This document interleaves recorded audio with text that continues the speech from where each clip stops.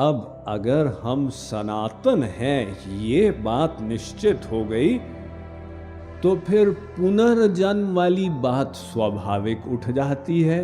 इसका मतलब ये हमारा पहला और अंतिम जन्म तो नहीं है।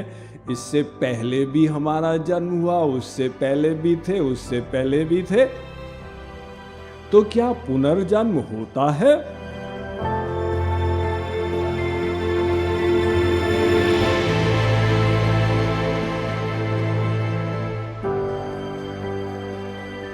ये शंका कई लोगों के मन में होती कि क्या पुनर्जन्म नाम की कोई चीज है। और पाश्चात्य देशों में जाते हैं तो वहां पे अधिक लोग शंका करते, पुनर्जन्म हमको तो नहीं लगता।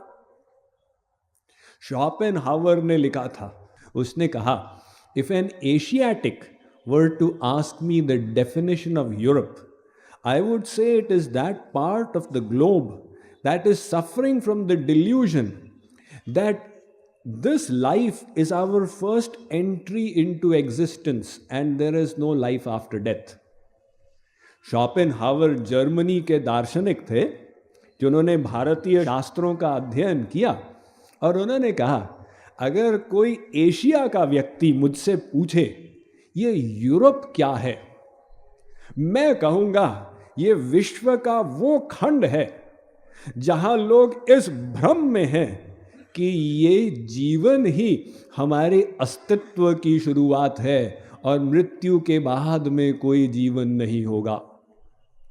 तो पाश्चात्य देशों में लोग ये शंका, ये ज्ञान ज्यादा रखते हैं कि पुनर्जन्म नाम की कोई चीज नहीं है।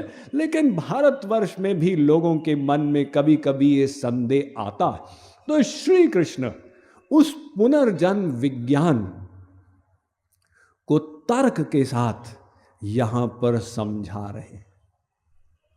पुनर्जन्म माने क्या? पुनर्जन्म माने आत्मा ने शरीर बदल दिया। पहले एक शरीर था, वो शरीर गड़बड़ हुआ, उस शरीर को छोड़ दिया जिसको लोगों ने कहा मृत्यु, दूसरा शरीर मिल गया जिसको लोगों ने कहा जन्म। तो शरीर को बदलना, यही तो पुनर्जन्म है। श्री कृष्ण कहते हैं, अर्जुन, इसी जन्म में, इसी जीवन के अंतर्गत तुम कितने शरीर बदल रहे हो। पहले बाल्यावस्था का शरीर था, 2 साल के बच्चे का, फिर युवावस्था, युवक युवती का शरीर हुआ, फिर बड़े का शरीर हुआ, फिर वृद्ध का शरीर हुआ। तुम कभी अपनी फैमिली एल्बम को देखते हो? 2 साल का बच्चा है, कहते हो स्वामी जी वो मैं हूं। फिर एक 5 साल का लड़का है, स्वामी जी वो मैं हूं निक्कर पहने हुए। फिर वो बेल बॉटम पैंट पहने हुए टीनेजर, स्वामी जी मैं हूं। फिर वो शादी की तस्वीर, स्वामी जी मैं हूं। फिर गोद में बच्चा, स्वामी जी ये मैं हूं गोद में बच्चा लिए हुए। अरे भाई, ये तो 5 अलग अलग शरीर हो गए। तुम एक हो या 5 हो? नहीं, मैं तो एक हूं, लेकिन मेरा शरीर बदलता चला गया जैसे मैं बड़ा होता गया। तो श्री कृष्ण कह रहे, अर्जुन, कौमारम यौवनम जरा, अरे इसी जीवन में तुमने कितने शरीर बदल दिए। आजकल का भौतिक विज्ञान हमको बताता कि शरीर के जितने भी कोषाणु हैं, डॉक्टर लोग आपको बताएंगे कि ये मरते हैं, उनके स्थान पर नए कोषाणु उत्पन्न होते हैं। ये एक नित्य प्रक्रिया शरीर में चलती है। जीर्ण कोषाणु मरते हैं, नवीन कोषाणु उत्पन्न होकर उनका स्थान लेते हैं।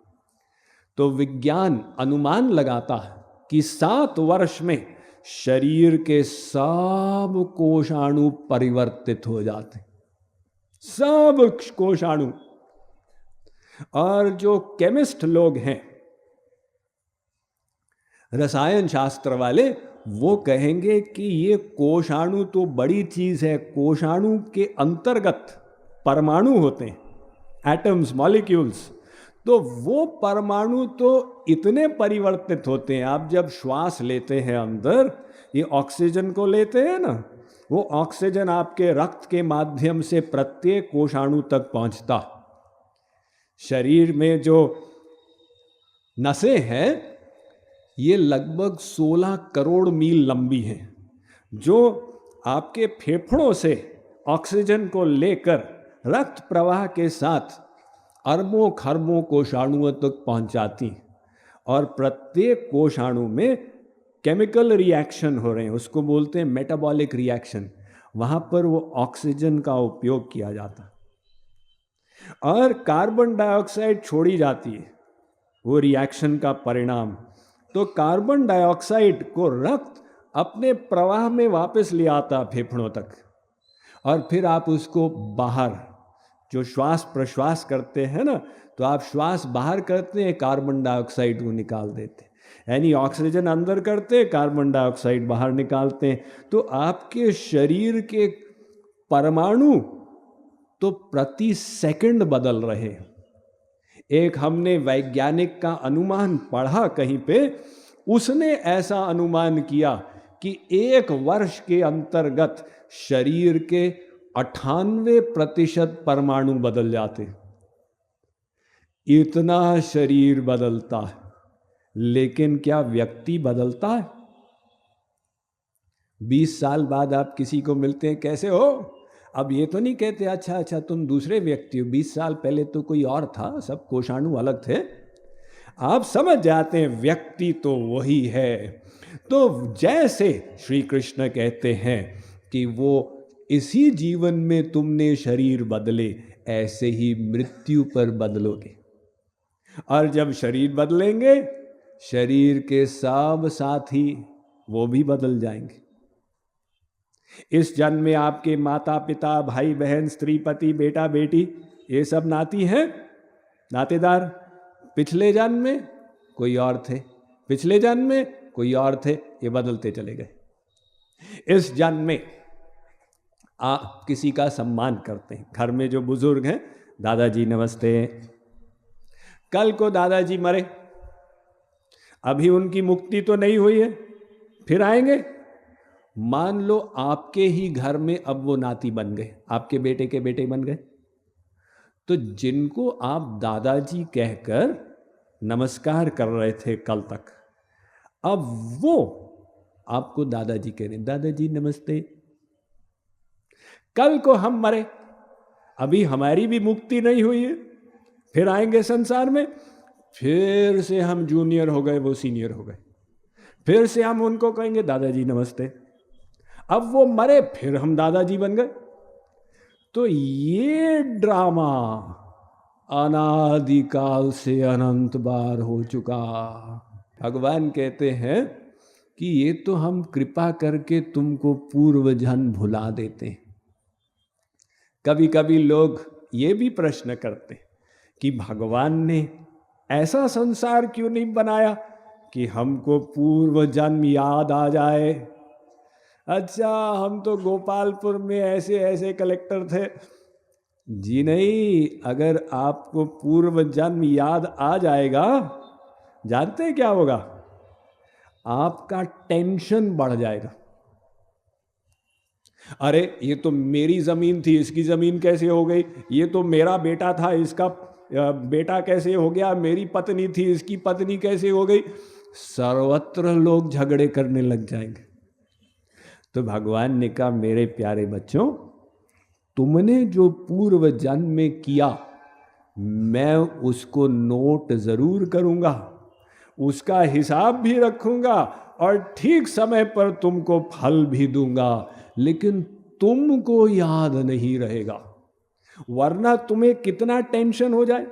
हम लोग तो एक जन्म की बात को सोच के टेंशन ले आते हैं, क्योंकि हम ज्ञानी तो नहीं है ना, तो हम लोग तो दुखी होते हैं। 2 साल पहले किसी ने कहा गधे हो, अब 2 साल तक चिंतन करते करते करते करते बीपी को बढ़ा दिए, सब गड़बड़ कर दिए। तो अनंत जन्मों के अपमान इत्यादि अगर हमें याद रह जाए, हमारा मन बुद्धि तो फट जाए। इसलिए भगवान उसको भुला देते हैं। जो मृत्यु की प्रक्रिया होती है, जिसे संसारी लोग मृत्यु कहते हैं, वो बहुत दर्ददायक होती। तो आत्मा, मन जो है विस्मृति हो जाती, और जन्म उससे भी दर्दनाक होता आत्मा के लिए, उस समय भी विस्मृति हो जाती है, किंतु कुछ कुछ फिर भी याद रह जाता। इसलिए न्याय दर्शन पुनर्जन्म का प्रमाण देता। न्याय दर्शन कहता है जातस्य हर्ष शोक भय संप्रतिपातः।